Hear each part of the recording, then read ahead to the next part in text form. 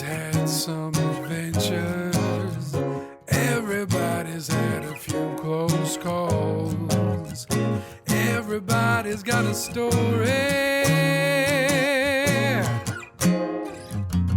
What's yours?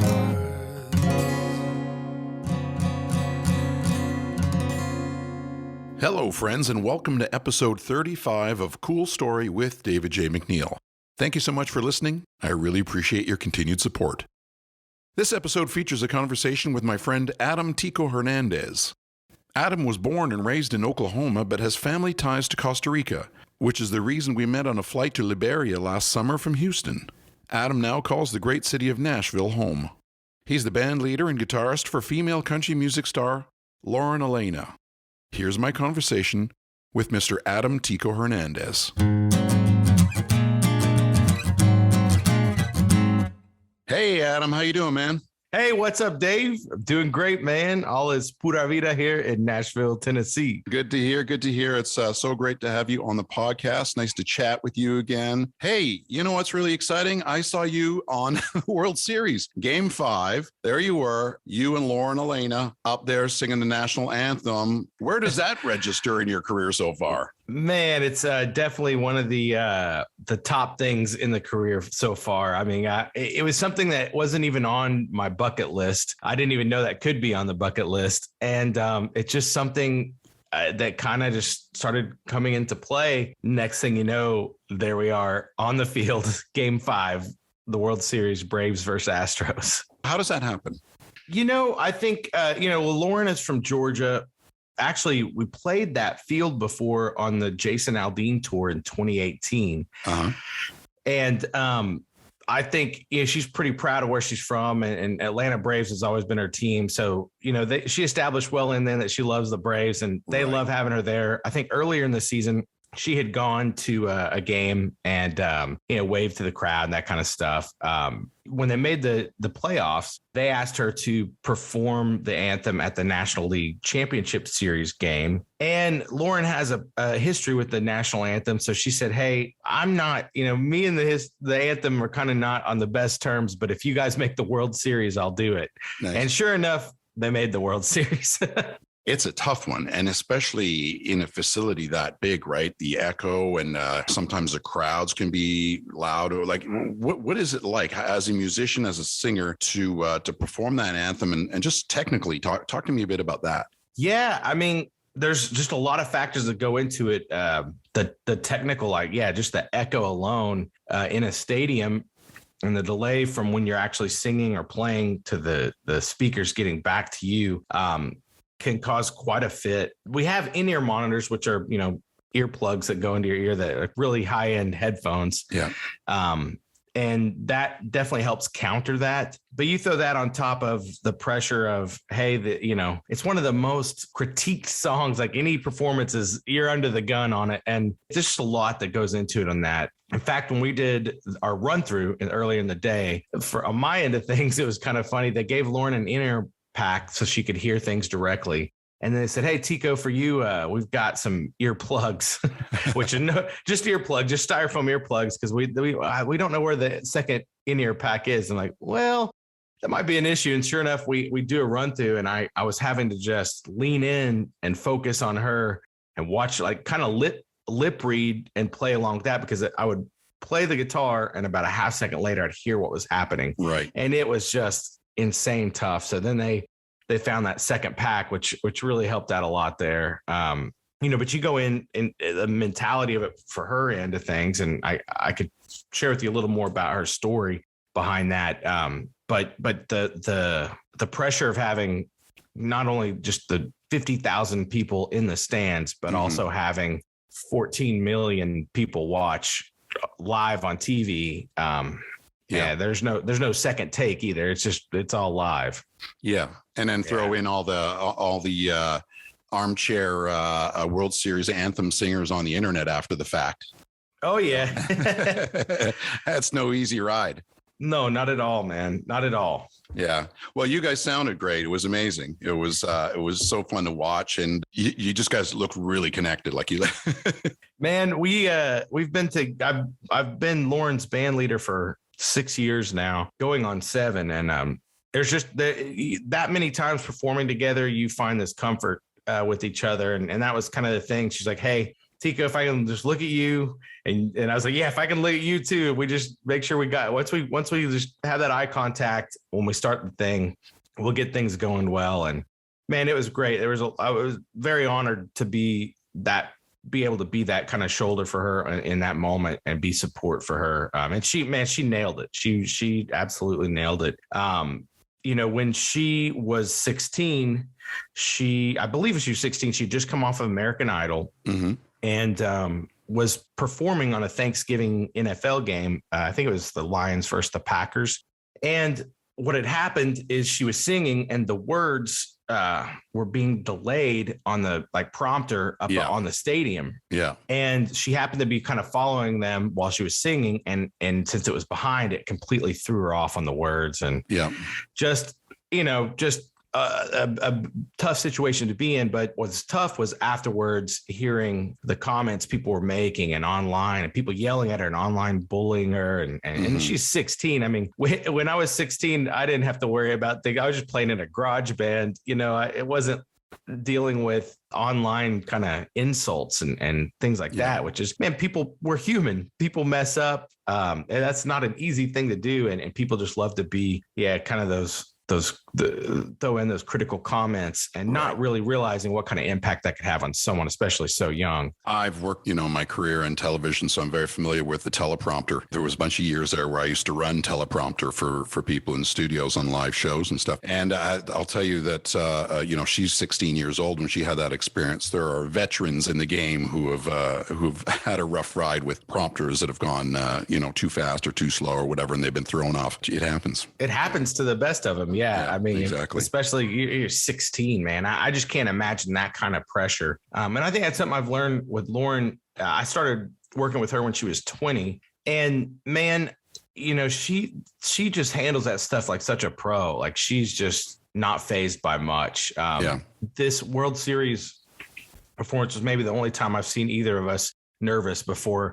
There may be a 2 other times I've seen us a little nervous, but she's just a pro. And man, just for her to overcome all of that and just kind of stare it down in the face and do it and do it so well. It was a very pinnacle moment for both of us. Absolutely. You guys knocked it out of the park. Knocked it straight out of the park. So congratulations. Absolutely. Hey, thanks, man. And not to mention, we got to watch a World Series game. Yeah, you can't go wrong with that. Yeah. From up close and personal. One aspect with the World Series performance that was pretty impactful for me.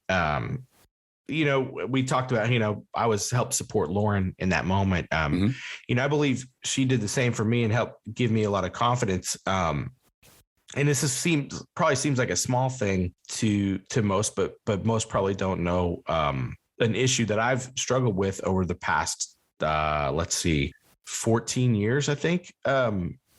14 or 15 years is I struggle with plaque psoriasis, which is a skin condition where your skin, your immune system's hyperactive and you produce skin cells and shed skin cells every 3 days, as opposed to 30, which is the normal deal. It causes kind of red flare-ups and scaly skin that flakes and stuff like that. And it's just something that, not too many people that know me know it's something that I struggle with is my appearance because of this condition. And Lauren has always been supportive of me, even, just helping make me feel okay to be comfortable in my own skin kind of thing. And so for a big moment for me in the national anthem, you can't wear a hat when you perform the national anthem. And I'm very thankful for I have a great dermatologist I work with here in Nashville, and they've helped me kind of clear up a lot of the skin conditions. But, a year before that, it would have been really tough to play that without, a year and a half before that, it would have been tough to play that without a hat. I had, patches all over my head, and would have been something I would have had to overcome, I guess, then. And I say that to say, either being cleared up or not, there's just kind of this moment you have to find to be comfortable in yourself and know that, your outward appearance doesn't make up everything of who you are. You have to be comfortable in your own skin. And it was a big moment for me to be able to do that. Hopefully there's a lot of people that deal with that, whether it be psoriasis or any other kind of condition that might make them insecure about their appearance. I feel like more people than they know deal with insecurities about their appearance, and you have to find a way to love yourself and love despite outward appearance, whatever. Know that it's the inside that matters. It's your heart that matters. And that was a big deal for me. And I really appreciate having the support of my family and Lauren making me feel good about not being a bald guy on TV. Yeah, well, it's interesting you mentioned that, because I had a similar experience for years. I used to deal with eczema, or some people pronounce it that way. But I used to get it on my hands, around rings, and on my thumbs, and that was always the worst because first of all, you're always putting your hands in water and washing them, and it would exacerbate the problem. It would flare up and get really red, and you'd be scratching it. I dealt with that for a lot of years. And at one point, it kind of went away. I mean, I tried different products for it, but of course, it was aggravating too, because you've always got your hands out there. People always see your hands. You're always shaking hands. You're always handing people things and stuff like that. So I used to get it on my thumbs. It used to drive me bonkers. And then I used to use different products. And then at some point, I think it just kind of stopped. And I don't know whether that had to do with the fact that I maybe hit an age where I was feeling more comfortable with myself and I was less stressed, because I know that stress can be a big thing with skin issues like that. So yeah, I know what that's all about. That's I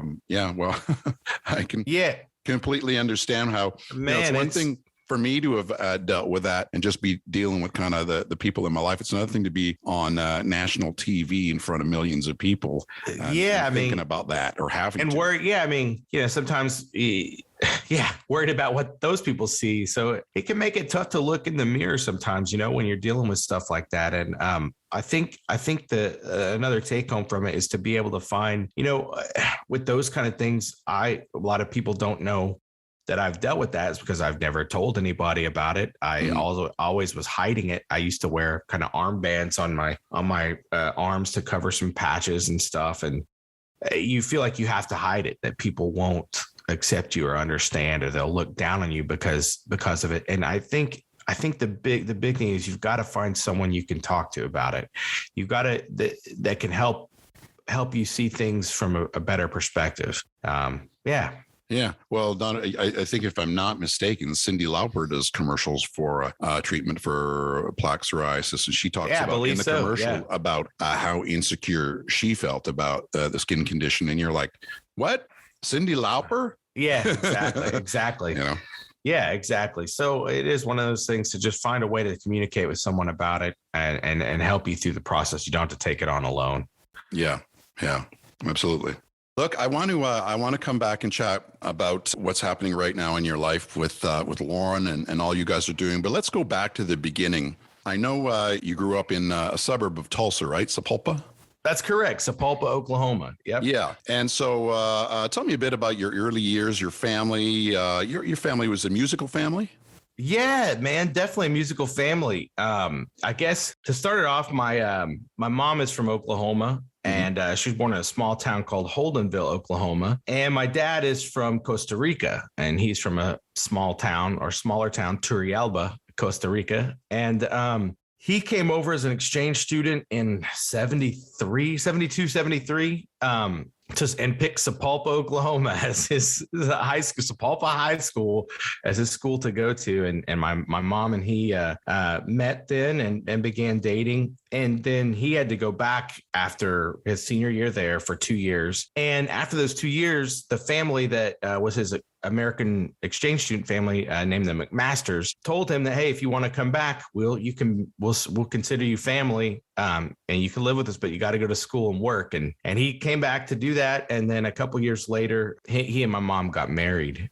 To answer your question about the background, on my mom's side of the family, her mom, or my grandma, played the heck out of the piano. And then her sister played organ in church. They were just incredible pianists, organists. My mom could play piano, has almost perfect pitch, like just very musical. And my dad in Costa Rica had a acoustic guitar and played in a serenading band, going like house to house serenading these romantic Latino songs and Hispanic songs. And yeah, man. So I definitely have the background there for me. It was a really cool musical, I guess, background. It wasn't like like they forced me to study anything, but it just was there around the house, you know. Yeah, that tradition of serenading in Costa Rican culture is quite big. And here in Playas del Coco, the town that I spend, half of the year in a town well, if you go down to the beach, there's a statue of a man serenading a woman with his guitar. Yeah. So big part of Costa Rican culture. So tell me more about your upbringing there in Sapulpa. Yeah, man. So I grew up in the 80s in Sapulpa, Oklahoma, a small suburb of Tulsa. I also refer to it as Sap Town. So if I call it Sap Town, that's what I'm talking about.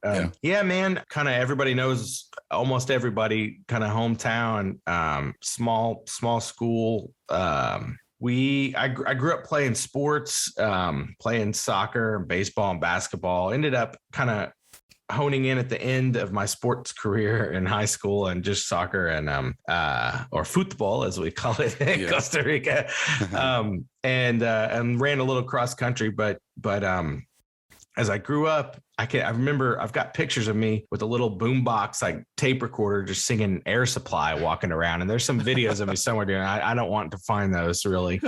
And then I have this like Mickey Mouse guitar and all. It was like a Mouseketeer guitar and just all these funny pictures like that I didn't know would be so like what's the word, foreshadowing, right? Yeah, of what was to come. I did take piano lessons for a year, and I wish I would have stuck it through. Hindsight, I would have loved to have just been able to play piano way better than I can now. But that year helped, and then I was in choir and stuff. But it was when I was 14. My dad had, in our guest bedroom, had guitars just kind of laying around, and I decided one day to pick it up and found this little chord book he had, and just started trying to teach myself and having him show me the ropes a little bit.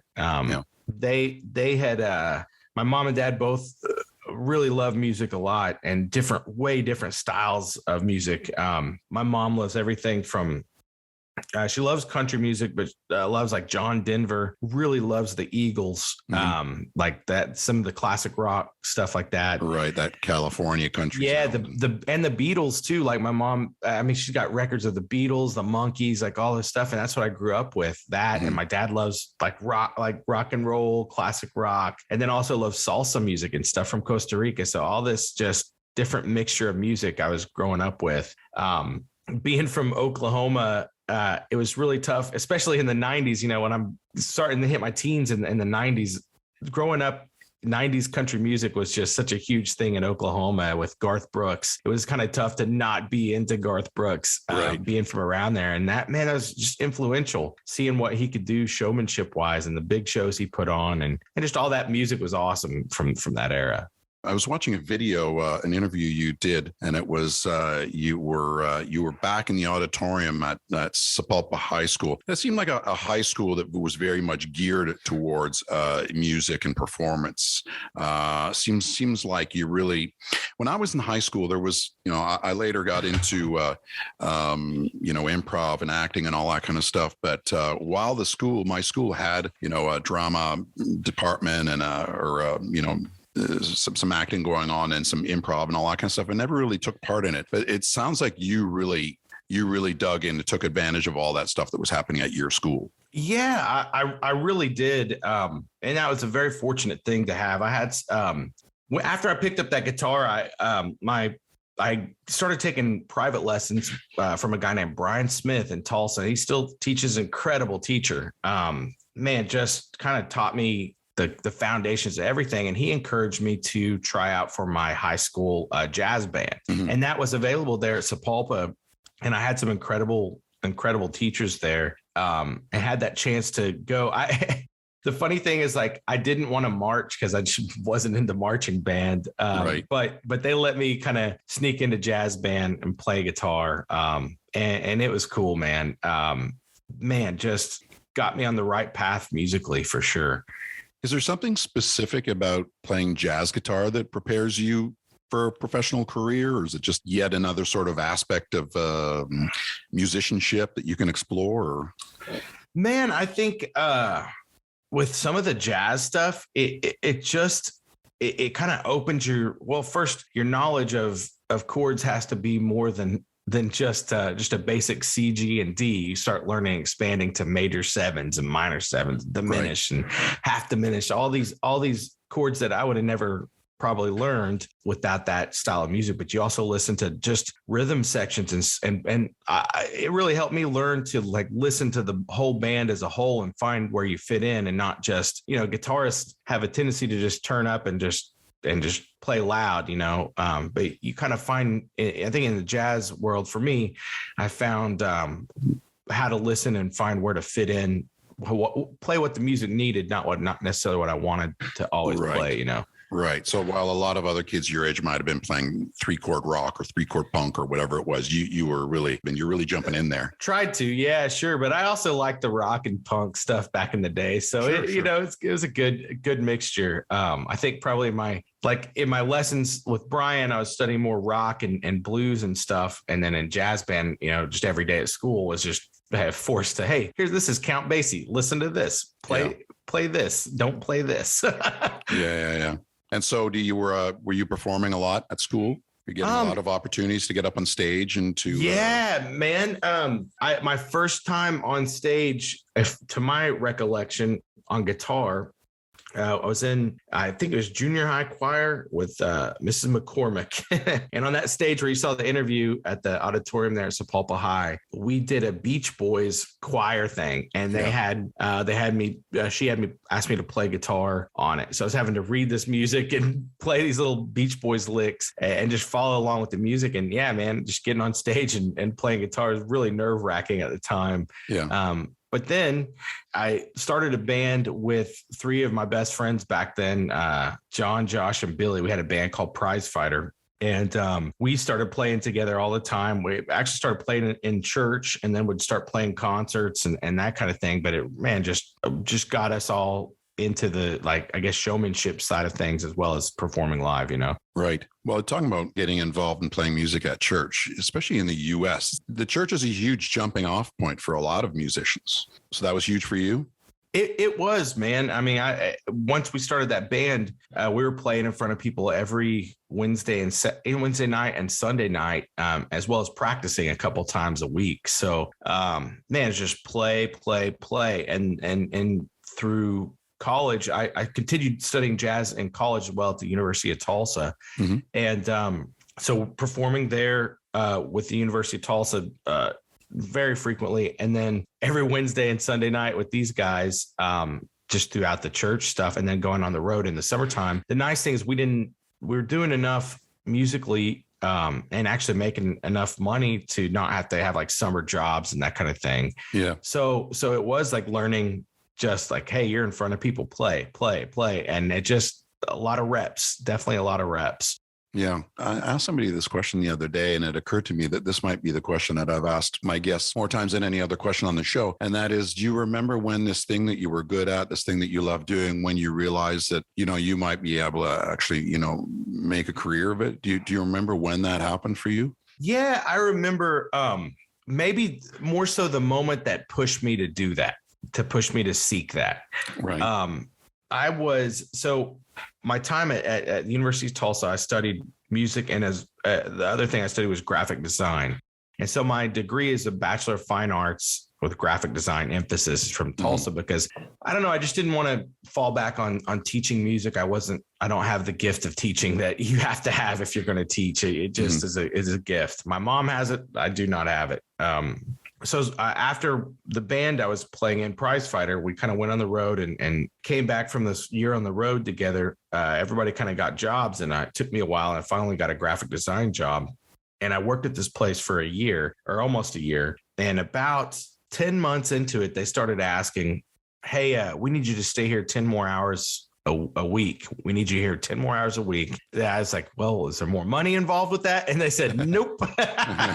There wasn't much more money involved. They ended up just morally not being the best company. I had a great coworker there with me named Krista, and it was just her and I in a remote office for this company that was based out of Austin. And I remember us talking all the time because she had some pretty big dreams and aspirations that she wanted to pursue that she was doing on the side as well as working at this place. And I was doing the same thing. And I kind of said that I was like, hey, Chris, I'm miserable here. This is what the pay is. And the music industry has a lot of money to go around. I bet if I could just at least make this amount of money doing music, my life will be so much better.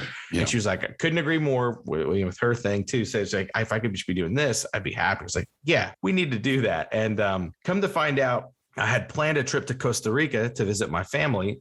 And had asked, months in advance off for this time off. At the time, I was going to hit my year mark, was going to have 2 full weeks of vacation time. And I was working remote anyway. So I asked if I could take my 2 weeks of vacation and then work a week extra remote from Turrialba there in Costa Rica. Mm-hmm. And I remember a week before, like the week I was supposed to leave, flights are booked, the trip's planned, money's already down on the stuff. My boss sends me an email and says, hey, just letting you know, we can only give you one of those weeks off and then we'll need you back here in Tulsa. Yeah.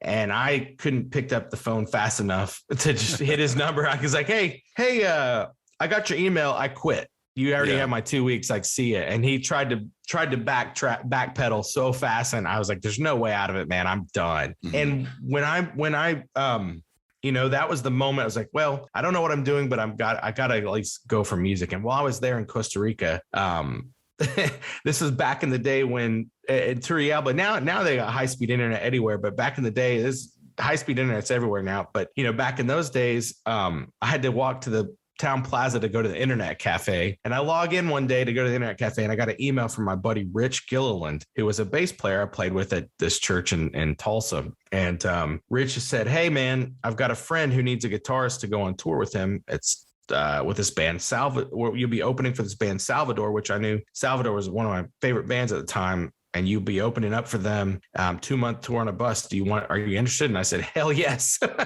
I signed me up. And that was kind of the moment that was like, okay, I can go on tour and let's see where this goes. And that kind of opened all the doors little by little to get into Nashville and into the music business.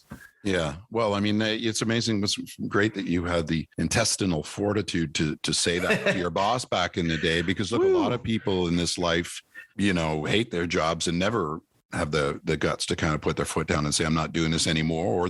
Or they discover that sort of that they want to do that. And it's not until later in life. And sure. So, you figure that out pretty early. Well, it is tough, man. I think we get so secure in what we know. And if we have a job and we have this amount of money coming in each week, we get a little secure in that and it's safe. Right. But I just remember at that time just being so unhappy with I was like, I cannot do this for another year or another 2 weeks or whatever. Normally I call my mom and dad and talk to them about everything. Hey, especially major life decisions like that. I didn't even do that.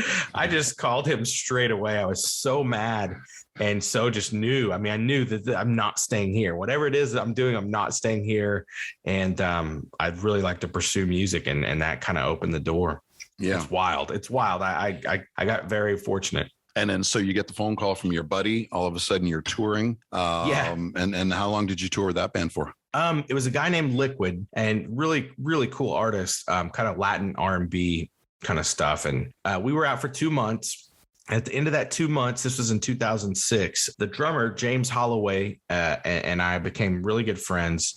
At the top of the year in 2007, he called me out of the blue, and I kind of had a hunch because I was feeling this idea of like, hey, move to Nashville. And so he called, and I didn't even let him talk. I was like, James, are you calling me to move to Nashville? He goes, what? How did you know? I was like, man, I've just been feeling it, man. And we partnered up and got a 2-bedroom apartment and rented it. We both he's from St. Louis, and at the time I was traveling back to Tulsa quite a bit, still playing at a church there called Life Church. And James was traveling back to St. Louis quite a bit to work and just come to Nashville when you had opportunities or to help make opportunities. And that kind of started the whole thing there. What year was that you moved to Nashville? 2007. 2007. Yeah. Yeah, that must have been exciting. It was exciting, man. It's the first time I just moved the first time moving away from home and just kind of not really knowing too many people, maybe 3 or 4 people, Right. you know. Well, so many people associate Nashville, obviously, with country music. Sure. For the obvious reasons. But it's such an eclectic music town, right? It's a great rock town. There's so many great rock artists that have moved there, made it its home. It's a pretty cool music scene across the board, isn't it? Yeah, man. The rock scene's incredible here. There's some major bands like the Black Keys, Jack White, Kings of Leon. They're all based out of here. And another, for me, the Christian contemporary music is scenes out here, and that is a big hub here. And that's where one of the reasons I came to Nashville was the first artist I played with out of Nashville were all CCM based. Mm-hmm. And it was awesome, man. I was out with first I went out with this band named Group One Crew. Funny enough, in that band is a buddy of mine, Ivan Santiago, and then another buddy of mine named Byron Chambers, but the world would know him as Mr. Talkbox. And he is this artist, Mr. Talkbox, that you would know him from the Bruno Mars 24K album. He starts out the whole album on Talkbox. And I mean, just epic dude. But he was playing drums in this gig. Anyways, right. we had some good times for sure. And then I went on to play with Jackie Velasquez and Nicole C. Mullen and just had some amazing shows and trips all over the world with them. Incredible stuff. And just, man, just great people and really kind of helped show me the ropes of how to do things professionally and also how to just treat people well on the road and stuff too. How to be a good hang on the road. Yeah, no, that's a big part of it, right? Yeah. I remember I had the opportunity when I was really young. Before I started doing any performance, any acting, I was working as a production assistant, working on a big TV series that ran here in Canada, and that was invaluable just to see, how to behave on a set. The same thing. How do you behave on a soundstage? How do you behave on a tour? How do you behave in a studio? That's all invaluable information to learn as you're coming up, because you don't tend to make those big mistakes that can be career enders. Yeah. Hey, maybe don't ask the star for some selfies right after they're done doing their work. There's that. Yeah. And let's talk about, it's one thing to be a musician. It's one thing to be musically inclined, but it's a whole other thing to be a performer. Did that come to you pretty quickly, or was that a gradual thing? How do you feel on stage these days? Are you pretty comfortable, or is it sort of you get better every day? Oh man, I think there's always room for improvement, but I think I feel really comfortable on stage. We, especially like with Lauren and our crew, we're so we've just been together. The core of us have been together for so long. It's just fun, man. We have a good time. I mean, genuinely, I think the idea is to put all the work in rehearsal and make sure everything is good to go, that we just feel so comfortable on stage and just have fun. Like there's a lot of moments where we're laughing and smiling and just laugh at each other on stage. It's really good time, man, to be able to just let the mechanics kick in. Know, hey, here's a song. It's kind of autopilot, and then just take in the moment, and enjoy the moment. Are there moments where there must be moments where you are so involved in your musical relationship with your partners that you almost forget that there's an audience there to listen as well? Yes, sometimes there is, man. Sometimes it's just, oh yeah, I forgot there's a crowd. We have to. We're laughing or doing something like, oh yeah, there's a crowd. But we usually pretty are conscious of the crowd and man, you really do feed off of what's. If the energy's there, if the crowd is into it and giving you stuff, you give it back, it's pretty awesome. Yeah. They can really help elevate you to a place where you wouldn't have gone without them for sure. Right. For sure. Yeah. And so already right there, you got a bunch of touring under your belt. How long is it before you meet Lauren Alaina and you jump on that adventure? Oh yeah. So moved into town in 2007. And then I had been, I guess, 2007. I moved into the country world playing with this band named the Jane Deere Girls and toured for about a half year with them. And that was somewhere around 2011 or 2012. I can't remember. The dates kind of are fuzzy right now in my head. I started playing with a band named The Farm, and that was in, I believe, 2014. Mm-hmm. And through the band The Farm in 2015, my friend Natalie Murphy recommended me to Lauren's manager for these auditions. And the funny thing is, it was in April, I believe April. I think it was April of 2015. We had a USO trip planned to Qatar to go play for the troops in the Middle East. And I got this call for this audition, and we happened to be leaving for Qatar on the same day this audition was. And so I was like, oh man. But I asked Lauren's manager, Trisha, what time are our auditions? And she told me the first one was at 11 a.m. I was like, well, I've got to be at the airport at like 12:15. But if I could have that first audition, I would love it. And they were happy to do so. And I took my first flight we stopped in layover in Detroit, and I got a call back from there. Or I got a call back from Lauren and Trisha, and they offered me the band leader position and guitar position. And I said, yes. And it was wild, man. At that time, I had kind of been at a point, I'd been in Nashville 7 years, kind of had some apparel company and design deal I was working on in Oklahoma, this apparel called Okies Rock that I created with my friend Casey Frazier. And I was considering, with the music kind of being at a lull, consider moving back to Tulsa for a bit, renting out my house here in Nashville, and just kind of regrouping and figuring out if that's a path I need to take. And then this audition came and kind of just changed the trajectory. Yeah, that's the opportunity that tells you you're on the right track. Yeah, I think so. And it was an interesting time for Lauren. She got second on American Idol in 2011 and immediately went on the road, I think with Jason Aldean and Luke Bryan on tour. It was kind of wild, like to be 16 and just thrown into this stuff. After 2 years of touring and an album that came out, she had to have vocal cord surgery. Right. And had to take a couple years off the road. So at that time, that equals about 2015. And so I was part of this kind of relaunch into her career. And she had to kind of like, not start from scratch, but just kind of get the engine going again. And we did a radio tour visiting radio stations all over the U.S., getting to see almost every city. And man, it was wild. Then in 2015, we did a lot of work in a little amount of time, and we were just, man, guns a-blazing. Yeah. That's I don't know exactly what type of surgery and Lauren got, but I mean, that's fairly common. I know even Celine Dion had vocal cord surgery, and oftentimes after the fact, you have to relearn how to sing in a way that isn't as strenuous on your vocal cords. Was that something that you had to do as well? I can't remember technically exactly what it was. I believe it was some kind of polyps on her vocal cords, which had to be removed. Yeah. And yes, when she recovering, she had to, be quiet. She couldn't talk for, I don't know how many months.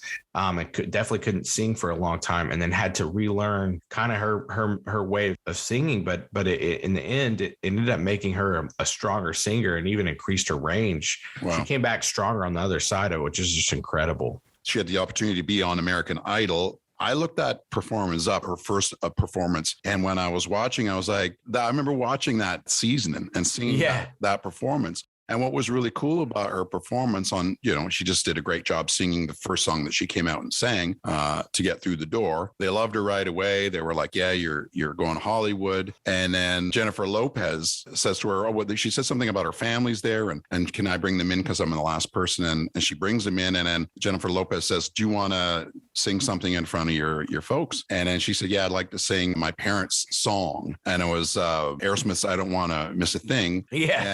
And and Mr. Aerosmith is one of the judges as well. Yeah. And the thing that would mark me about that was so interesting was her presence. She's 16 at the time? I think on that audition, she was actually 15. So she's singing the song to Steven Tyler. And then she basically points at Steven Tyler and says, you take it from here. He starts singing along. I mean, just that sort of being able to do that with such a big star like that shows a certain presence and a maturity that not a lot of people would have at that age. It was really interesting to see. Or even just in general, I mean, she has a natural ability to entertain. She is just an entertainer and has that. It's kind of, I feel like a God-given gift to just have that knowledge of how to just handle those situations. It's really incredible.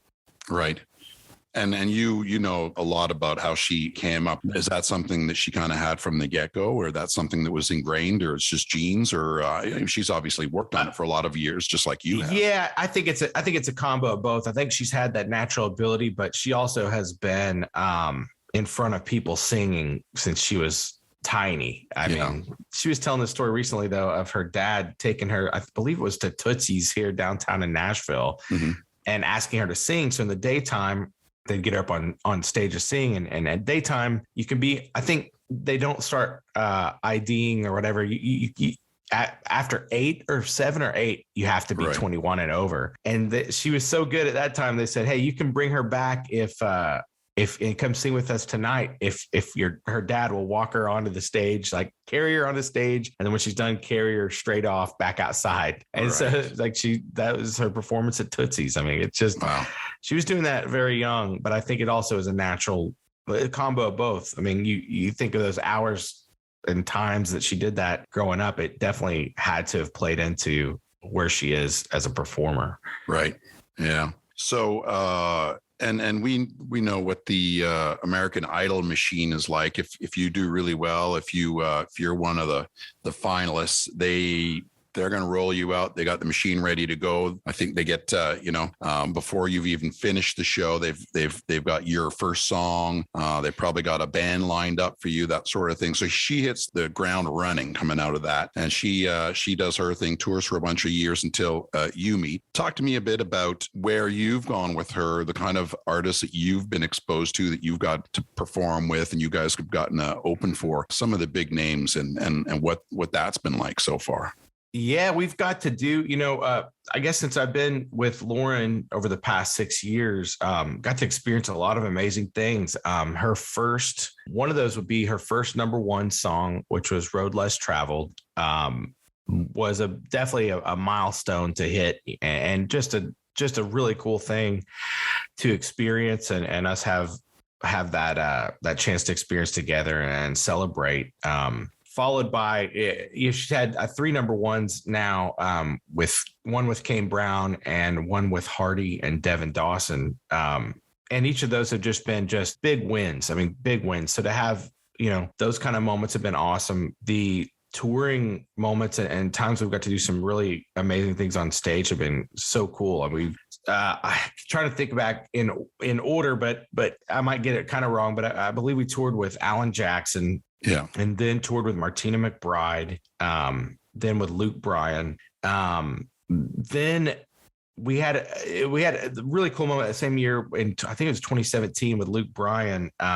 We got to open for Darius Rucker at Red Rocks, which is just what was still one of my all-time favorite shows we've ever had. Red Rocks Amphitheater in Colorado. It might be the top place to play in the United States. Right. It's just a legendary spot. It's just legendary, magical place to play. The Beatles played there on one of their tours. It was either 64 or 65. I can't remember. But Red Rocks, their name is on the wall there, and it's just like, wow. In the 80s too, you two did Live at Red Rocks album there. Yes. Yeah. Live at Red Rocks U2, which is just incredible.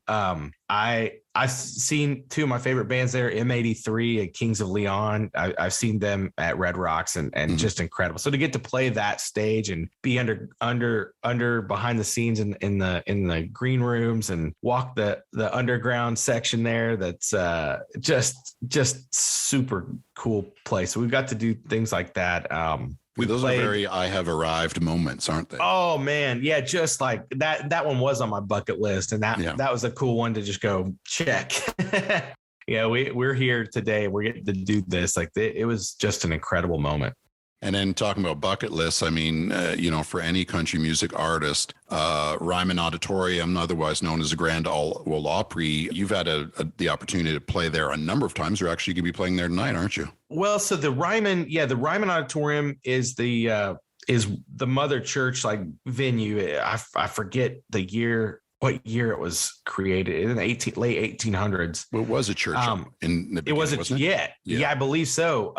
And then so the Grand Ole Opry began at the Ryman Auditorium.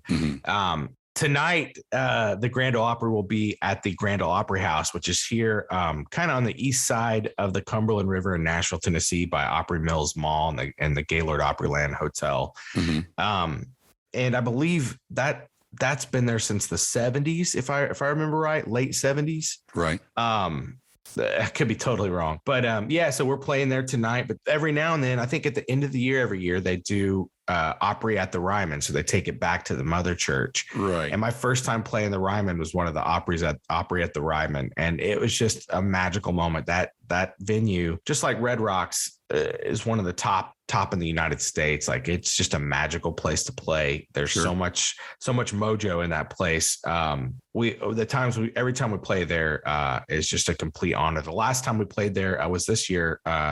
It was Whiskey Jam's 10-year anniversary show at the Ryman. Was sold out. Whiskey Jam is an awesome thing in Nashville. It's on Monday nights and Thursday nights at this bar called Winners. A buddy of mine, Ward Gunther, runs it. He's incredible. This Whiskey Jam is just a staple in Nashville. And to get to do that 10-year anniversary thing with Lauren it was really, really cool. It was awesome. Now, when you go out and you do these shows and you meet other artists, you ever get starstruck? Yes and no, I guess. I guess you kind of just learn how to turn that switch off a bit. Yeah. Because you just have to be pro. If you're going to be professional, you can't just, but man, it always is an honor to meet, even like all these guys we've headlined with, Alan Jackson, Luke Bryan, Blake Shelton, just huge names. Jason Aldean. Yeah. We've had some awesome tours. One of my favorite was with Cole Swindell. That year with 2018, we toured Cole Swindell's first headlining tour. And we did the first third of the year with Cole. The middle third was with Jason Aldean, and then the last third was back again with Cole. So we got to become pretty good family with that camp. But just seeing these guys that put on these shows and admiring them and what they do night after night, it's awesome, man. The starstruck. I'm trying to think of a moment, and the only thing that comes to mind that's just really funny to me is. In 2019 on our tour, we toured Blake Shelton a couple of years. And in 2019, we were in California and William Shatner came out to the show as a guest, I believe a guest of Trace Adkins. And so William Shatner's there behind the scenes. And there was this moment where Blake had this tour had everybody do an acoustic kind of songwriter in the round kind of thing. Yeah.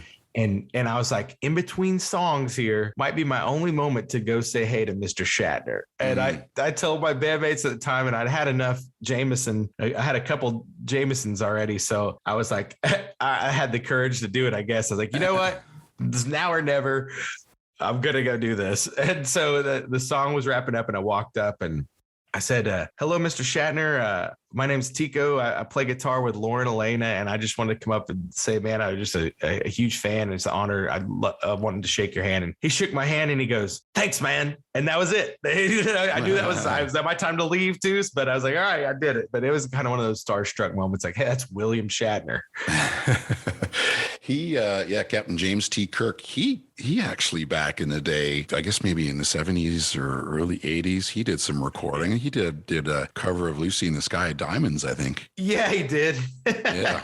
I don't know if he won any Grammys, but he spent a little bit of time in the studio. Incredible, man. What a legend. And he just went to space recently. He went to space, man. He's a real astronaut now. Just went to space. He just went to space. Yeah. Well, they say be careful what you wish for when you get into the business that you're in. You often get to meet some of your heroes. Who are some of the people that you met that you were just happy to find out that they were as great as you thought they would be? They're just nice, cool, decent people. Yeah. As far as heroes go. Yeah. Or just in general. Yeah. In general. Why am I drawing a blank? The thing is, I find in working in the entertainment business is a lot of the people who are at the top of their game are usually really good, decent people, because you don't last that long, right? Because every once in a while you need somebody else to help prop you up. Yeah. You need somebody else to give you a hand. You don't do it all on your own. And if you're not a really good, kind, decent person or whatever, then you don't get that from other people. And it's harder to make your way in the world. So my experience has been that a lot of the best people, a lot of the people, the Tom Hankses of the world and people like that, they're just really good people. It seems to be. And you hear about the odd jerk here and there, but yeah, man, there definitely are. I mean, even I could think, I guess it's probably fresh on my mind because we're playing the Opry tonight, but all those guys that are in the band there are legend players, man. Kerry Marks, the band leader, has just been just the coolest of guys. Eddie Bayers on drums, Tommy White, like these guys, Randy Hart, Larry Paxton, these guys are incredible players, musicians, and they love to just enjoy the music together and love to make everyone feel welcome. That's been a cool experience, getting to play up there so much with Lauren, is just get to be with those guys and kind of just have them take me under their wing a bit and just they encourage quite a bit. It's awesome to see. Last time we were there, pretty amazing moment. Vince Gill happened to be on the same bill with us. Right. Lauren and Vince know each other, and they were chatting, and just as Vince was so sweet to Lauren, and then Lauren was nice enough to introduce me to Vince, and I shared with him I was from Oklahoma as well, and man, he was just the coolest guy.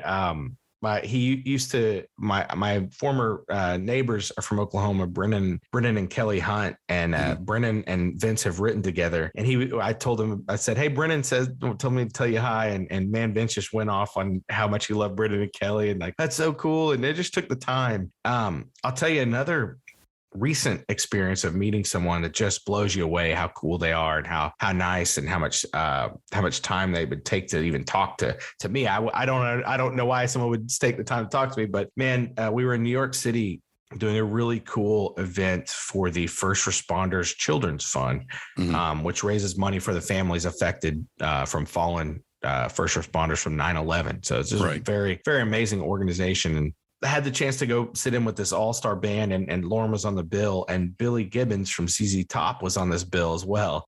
And sure enough, Lauren being just awesome says, hey, Tico, I want you to meet my friend Billy. and man, Billy just sat there and talked with me for 30 minutes. And we talked about all things Nashville and all this stuff. And man, he's just the coolest guy. I was just like, this is, as a kid, one of the reasons I play guitar is ZZ Top. And it just was cool, Billy. Man. Very cool. That's pretty amazing. I saw the picture that you posted on social media. Pretty exciting situation. Yeah. Well, then that's cool. I mean, well, the thing is too, is that, you coming up and you being out there and touring and being on the big stage, you're going to be that for somebody else, right? Somebody else who's coming up, who's playing high school band, who's going through going through what you went through and stuff, and looking up to people a little bit older than them and seeing you. That's what do you think of that? Taking that mantle, man. Well, honestly, I think that's what it's all about. Is you if you can just shine a little bit of light to someone else and share some light and share some joy and stuff with people that might be looking to do the same thing, man. If I can help in any way, I would love to. I especially. The younger generation coming up that's looking for, man, there's just so many questions you have, like, well, what will it be like if I get in this situation when I move to town? What's this like? Like? How do you do it? What are the key things? Any bit I can share of my small bit of knowledge that had helped someone, I would be happy to do so. It is humbling when some family friends reach out to me and say, hey, my kid was inspired and just thought it was the coolest thing to see on TV, and now they're playing guitar. Like, that's awesome, man. That's incredible. Well, let me know when I can help with some lessons or something. Right. It's pretty wild. It's hard to take a step back and view it like that. But man, I kind of, like you said, if people have done that for me along the way, like us growing up, you've encountered people that helped kind of help you along the way, and to be able to do that back for someone is just a very rewarding thing. Yeah. It's a whole paying it forward thing, right? Yeah, man. That's what it's all about. Yeah. And, that reminds me, I was, looking at some interviews you had done before. And one of the things that kept coming up, and it seemed like, this was something that you had learned over time, that you would come to realize. What you were talking a lot about being a team player in a band. I think when you start out, it's kind of like, oh, this feels good for me, and I want to break out, and I want to shine. But as you get older, you learn that, being a great team member or a band member, and especially an artistic endeavor like the one that you're on, is it's really important to figure out what your role is and how to compliment others, how to make others look good. So talk to me a bit about that. Absolutely, man. I think one thing you learn on the road life as being a part of a road team is that, we wouldn't be able to do it without everyone. Everyone plays a role.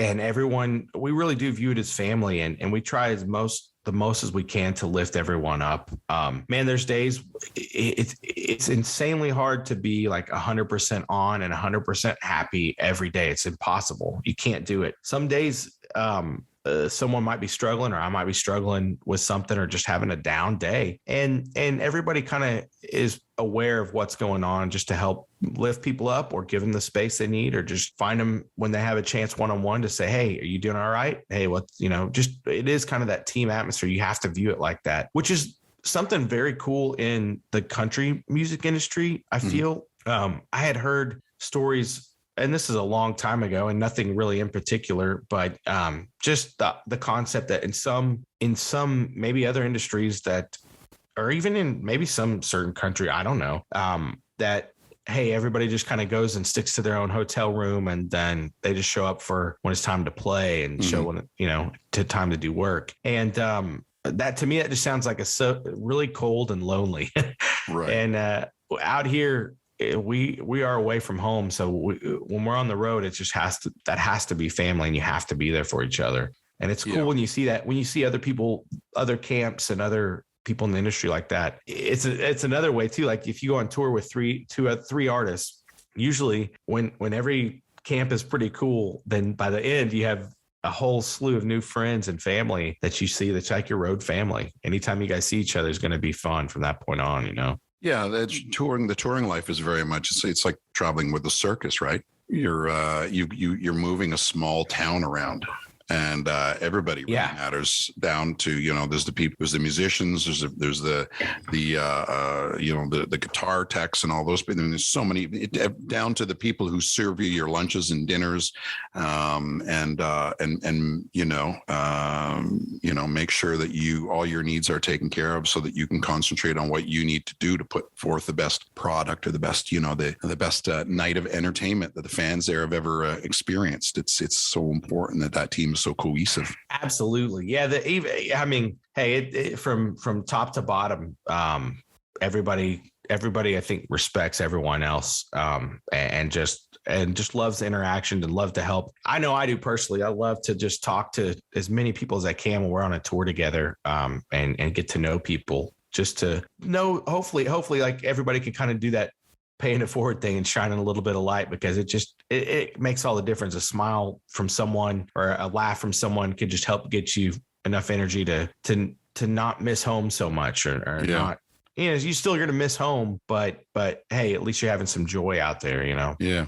Yeah. Well, touring is very grueling. Have you figured out any tricks to keep things fresh when there's that much routine? Do you try to get out and see a town if you've got time, wherever you are, to whatever, go to museums or galleries or sporting events or whatever?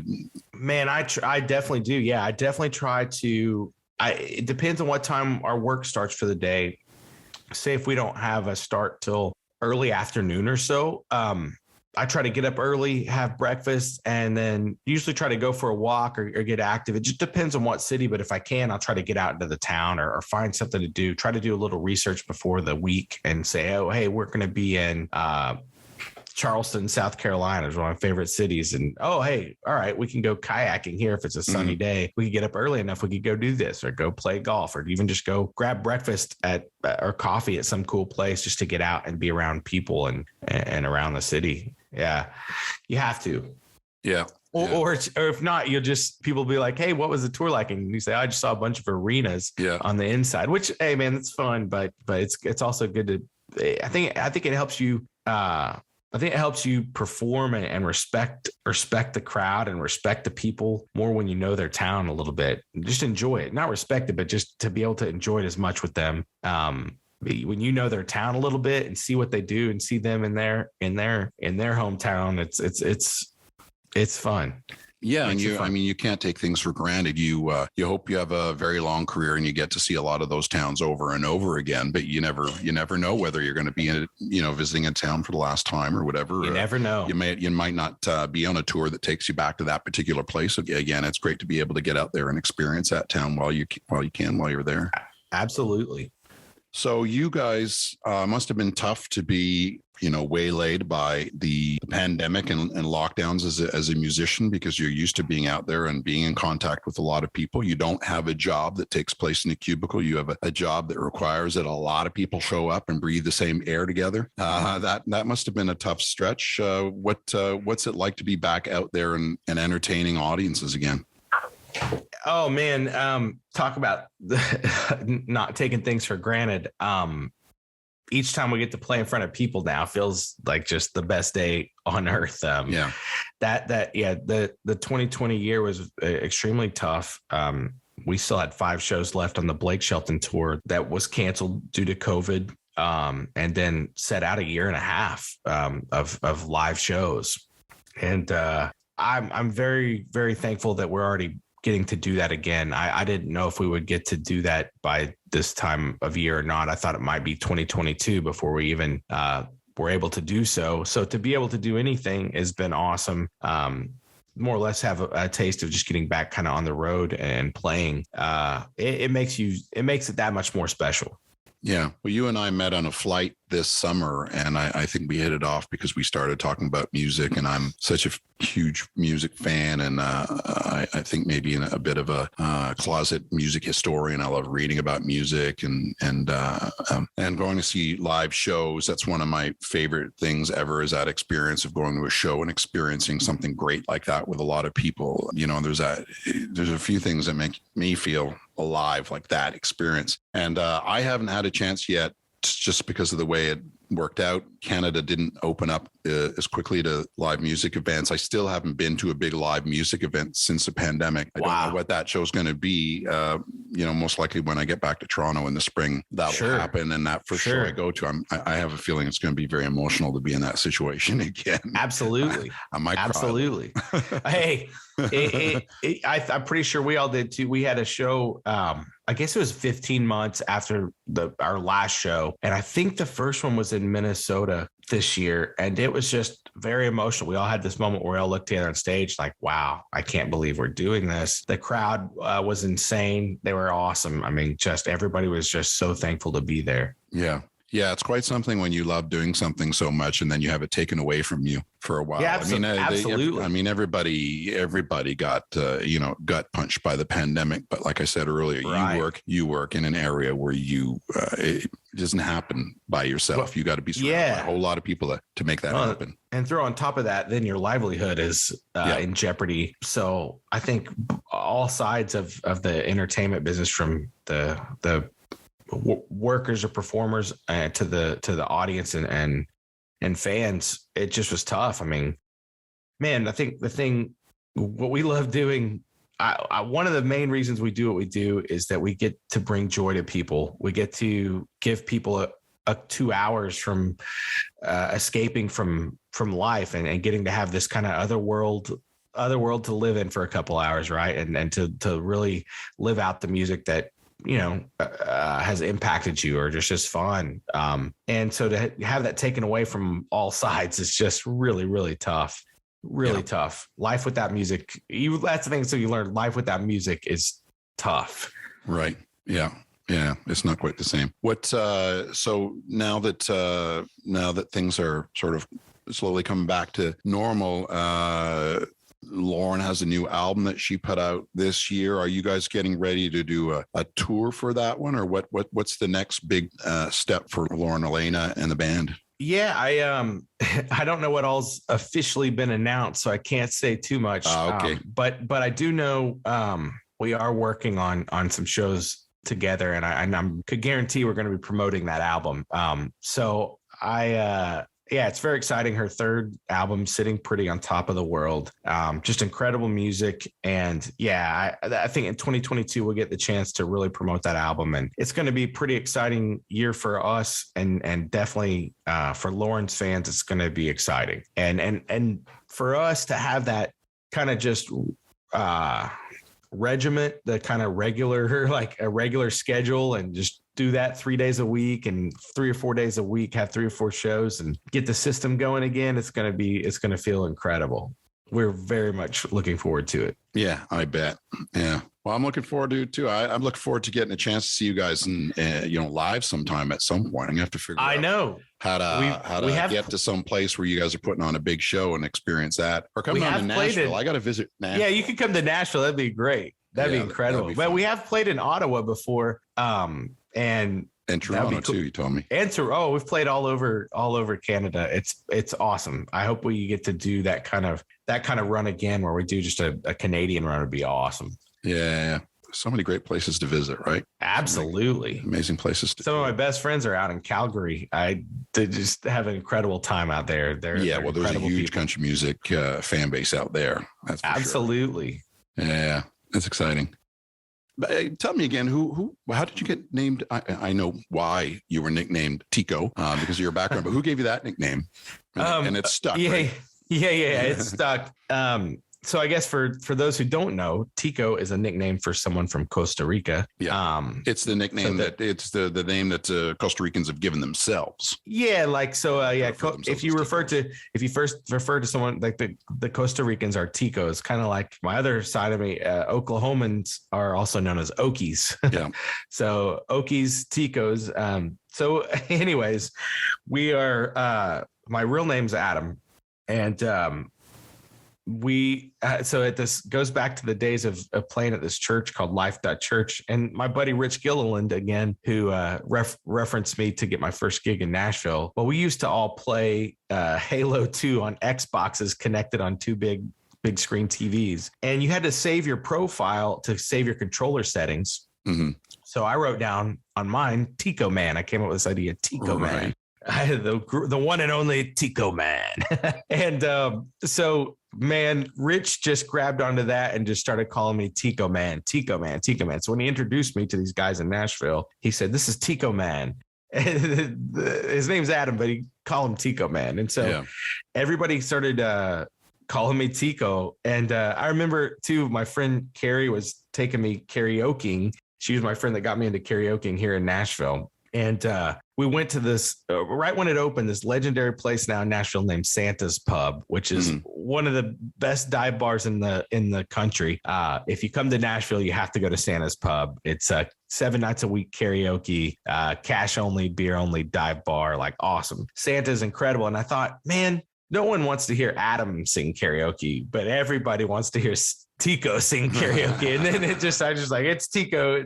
So it just stuck, and everybody started calling me Tico. That's pretty cool. It's pretty neat to have a nickname in the music industry too. Yeah, I like it. As well. I like it. And how often do you meet people that are like, "Oh, Tico, man, you're Costa Rican. I'm, Costa Rican, or I've spent a bunch of time there, or whatever." That's a touchstone for people. And more often than not, people say, "Hey, so why do they call you Tico?" And I tell them why, and say, "Well, I'm half Costa Rican myself, or I've been to Costa Rica, or my wife and I went to Costa Rica on our honeymoon." But it's always a cool conversation piece, and it's always cool to meet people that know about Costa Rica and have been. Yeah. Well, when are you going to be back in Costa Rica next, do you think? I'm hoping we have a little bit of time off. I might try to plan a trip in January. If not, as soon as I can get down there. My family's there. I need to see my grandma and grandpa and aunts and uncles and cousins and family. I just need to be around them again. So as soon as I can get down there, I'm going. Well, maybe it'll work out. And when my house, our new house is built, it'll coincide with our housewarming party or something. Yeah, I'll tell you when. Go ahead. Go ahead. Guys, I'll tell you when to put some Imperials on ice. I also hauled down a whole bunch of my LPs and bought a turntable. So I'm looking forward to moving into the new house and bringing more of my music down. It's so interesting. I thought of you because we were talking before about the kind of music that we love and albums and stuff like that. And some of the artists me and my buddy went through had a big case of in a locker in Toronto of all these albums I had. And I said, well, I want to bring down a mix. I want to bring down I don't want to just because I got pretty eclectic taste, but there's a big period of my life where there's a lot of the albums are just all alternative music and punk. I said, I don't want to just bring that stuff down. I have everything so we went through and we're like, okay, let's bring, we brought down some of the older stuff that I bought when I was a kid. I'm like, let's bring down the soundtrack to Saturday Night Fever. And then I was like, then I found a Chris Christopherson album that we had in the collection when I was a kid. So I brought that one down and brought down some Willie Nelson. But then I got the Sex Pistols and the Police. Oh yeah, I saw you jam into the Clash. Police. Yeah, the Police are my jam. In fact, you can see in my computer room here, I saw them in 2008 on their reunion tour, and that's the poster I've got up here. Yeah. But yeah, I saw you listening. I was like, oh man, I needed to go jam some Police with Dave there in Costa Rica. I had tickets for that show too in 2008, and didn't make it because my grandmother passed away at the same time. Oh man! So I ended up selling the tickets. I was obviously happy to be there with my family to say goodbye to my grandmother, but I did miss that tour. That was a shame. I don't know whether that's going to happen again, but that's pretty cool that you got the opportunity to see them reunite, because they were a pretty stellar band. Absolutely. One of the best 3-piece bands of all time, for sure. Yeah. So that's why I put together this box full. I brought 60 albums down. It was like, okay, I also want like classic albums that people just want to hear on vinyl. And there was a few of them I didn't have back in the day, but I went out and I bought like the best of the Steve Miller Band, which is, I think, one of the most sold LPs ever. The best of the Eagles and stuff like that, and Supertramp, Breakfast in America. They're just albums that just have to be listened to on vinyl. Yeah, absolutely. It makes a difference. It makes a difference for sure. No, it's been great having the turntable and listening to some of those albums, and you as a musician even more so. I mean, some people kind of say what they'll poo-poo the different. Some people will poo-poo different forms of music, hard music or MP3s or whatever. But I think with the LP, you can really hear the sound of the room, right? Yeah. The MP3 really kind of flattens things out. Yeah, I guess that's what it is. To me, there's also cool that there's the natural scratch that goes along with the vinyl. The other thing too is like once you put it on, you can't just skip songs. You just have to you listen to it. You're more attentive to listening to the whole album. Yeah. No, I understand exactly what you're talking about. Look, man, it was great to have you on the podcast. I'm looking forward to you coming down, and we'll bust out the vinyl and flip through the collection and have a few cervezas and catch up. Then we haven't known each other for that long, but I think I mentioned this to you before. When I met you on a flight coming back from Houston, I'd flown down there to get my second shot of Pfizer, so that I was able to travel back to Canada. And I met you on that flight coming back. Hit it off with you right away. You just got such a great energy to you and a lot of light to you. I over the years, I've tried to, as I've grown and gotten older, I've trying to surround myself as much as I can with other like-minded people that are excited and curious and happy. And you're one of those people. So you're always a pleasure to chat with and a pleasure to be around. So I'm looking forward to seeing you again when you come down to Costa Rica. Hey, likewise, man. I appreciate that compliment, man. That's a big deal. And likewise, you don't sit and talk to somebody for 3.5 hours right when you meet them unless there's something there. And I think same, man, you got a great attitude and great spirit. And the curiosity and the happiness is those are things that just help make life a lot better. Yeah, for sure. And I really appreciate the opportunity to be here chatting with you, man. And I can't wait to get back to Costa Rica, and we'll have to hang. Yeah. Thank you so much. I really appreciate you being on the show. And like I said, I look forward to seeing you soon. So you take care of yourself, and I will see you in Costa Rica probably before not too long. Hey, pura vida, man. Pura vida. Take care. Cheers, man. All the best.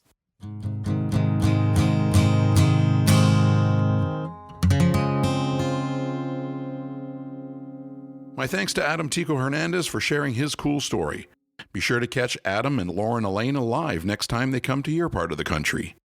My thanks as always to Mr. Jerry Stamp, who wrote and performed the Cool Story theme song and all other jingles and stings that appear on the show. Do yourselves a favor and look for Jerry's music wherever you stream, and then pop by Apple Music and support Jerry by buying some of his music. And finally, thank you for listening. Until next time, pura vida. Everybody's had some adventures. Everybody's had a few close calls. Everybody's got a story. What's yours?